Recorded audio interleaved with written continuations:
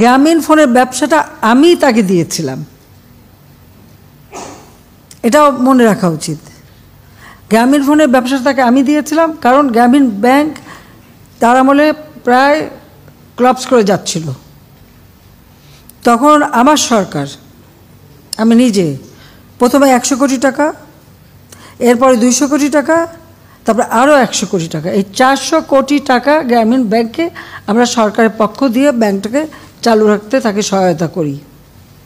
তখন উনি প্রস্তাব দেন যে এই গ্রামীণ ফোন, একটা ফোনের ব্যবসাটা পেলে এর যে প্রফিটটা হবে সেটা গ্রামীণ ব্যাংকে জমা হবে এবং সেটা দিয়ে ব্যাংক চলবে। তাকে জিজ্ঞেস করা উচিত আজ পর্যন্ত ওই গ্রামীণ ফোনের একটি টাকাও গ্রামীণ ব্যাংকে দেওয়া হয়েছে কিনা। দেওয়া কিন্তু হয়নি। শুধু এখানেই না, গ্রামীণ ব্যাংকের জন্য অনেক বিদেশ থেকে অনেক সময় অনেক অনুদান এসেছে, তার কয়টা টাকা গ্রামীণ ব্যাংকে গেছে, প্রতিটি সময় ওটা দিয়ে নতুন একটা ব্যবসা খুলে নিয়ে গেছে, ব্যবসা করেছেন, কিন্তু কোনো ট্যাক্সই দেননি। এবং সে যে ট্যাক্স ফাঁকি দিয়েছে এটা তো তার নিজেই প্রমাণ করেছেন, কারণ তার বিরুদ্ধে যখনই মামলা হয়েছে, এটা বিদেশের নিয়ম আছে, যখনই মামলা হয়েছে তখন তিনি কিছু টাকা শোধ দিয়ে বসে আছে। তো যখনই কিছু টাকা শোধ দিলে তো প্রমাণ হয়ে গেল যে সে ট্যাক্স ফাঁকি দেয়। এমনকি ওই টেলিনর মানে গ্রামীণ ফোন, সেখান থেকেও কয়েক দফা তার কাছ থেকে এভাবে টাকা আদায় করা হয়েছে। আর লেবারদের যে ওয়েলফেয়ার ফান্ডের টাকা দেয়নি, 2006 সাল থেকে একটি পয়সাও দেয়নি। তখন লেবাররা মামলা করছে, মামলা কিন্তু সরকার করেনি, লেবাররা লেবার কোর্টে মামলা করছে, সেই মামলায় সে শাস্তি পেয়েছে। এখানে আমার কি দোষ? বরং আজকে তিনি যে উঠেছেন সেখানে সবথেকে বেশি সহযোগিতা তো আমি করেছিলাম।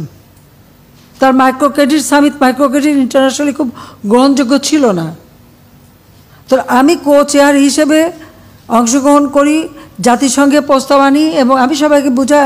কারণ আমি ভাবতাম যে এটা বোধহয় খুব ভালো, মানুষের খুব দারিদ্র্যমুক্ত করে, কিন্তু ধীরে ধীরে পরবর্তীতে আমরা দেখলাম যে এটা দারিদ্র্যমুক্ত না, এটা দারিদ্র্য লালন পালন করে। আর ওই গরিব মানুষগুলি দিন রাত কাজ করার পর যে উচ্চ হারে সুদ দিতে হয়, প্রথম সুদ সেটা যখন দিতে পারে না, তখন আরেকটা লোন দিয়ে ওই আগে লোন পূরণ করে তারপরে তাকে সে মানে আবার সে দ্বিগুণ সুদের হার পড়লে করতে করতে প্রায় 40-45 ভাগ সুদ দিতে হতো তাদেরকে। অনেকে এমনকি যশোরে যে একটা এলাকায় হিলারি ক্লিন্টনকে নিয়ে যে সমস্ত পরিবারকে মাইক্রো ক্রেডিট দিয়েছিল, সে পরিবারগুলি কোথায় এখন? খোঁজ করেন। জমি জবা সব বেচে দিয়ে ওখান থেকে তারা পালিয়ে যেতে বাধ্য হয়, অনেকে আত্মহত্যা করেছে এই সুদের চাপে। নগদের কাছে সব গ্রাহকই প্রিয়, তাই তো সারা দেশে ক্যাশ আউট চার্জ সবচেয়ে কম। আমাকে বলা হয়েছে আমি সুদখোর, বহুবার বলা হয়েছে, আপনারা সেটা গ্রহণ করেন নাই, কারণ গ্রামীণ ব্যাংকের মালিক আমি না। সুদ যদি গ্রহণ করে থাকে সে গ্রামীণ ব্যাংকের মালিকেরাই গ্রহণ করেছে।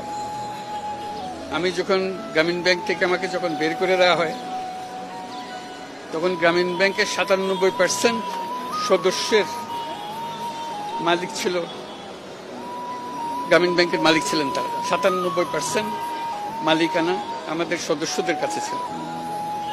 সুদ যদি গ্রহণ করে থাকেন তারাই গ্রহণ করেছে, আমি একজন কর্মচারী মাত্র, সেটা আপনারা জানতেন। আমি গ্রামীণ ব্যাংকের মালিক ছিলাম না কখনো, কাজে আপনারা সেটা গ্রহণ করেন না। আমাকে বলা হয়েছে আমি গরিবের রক্ত চোষা, সেটাও আপনারা গ্রহণ করেন নাই। রক্ত চুষতে হলে যেটা করতে হয় সেরকম কাজ আমি করি নাই, আপনারা দেখেছেন। আমি 1 কোটি গরিব মানুষকে একটা ব্যাংকের মালিক বানিয়েছি। চুষবো কোথার থেকে? তাদেরকে মালিকানা দিয়েছি, আর কেউ তো দেয় না এই পর্যন্ত। এটা তো সত্য ঘটনা, এখনো আছে তারা মালিক।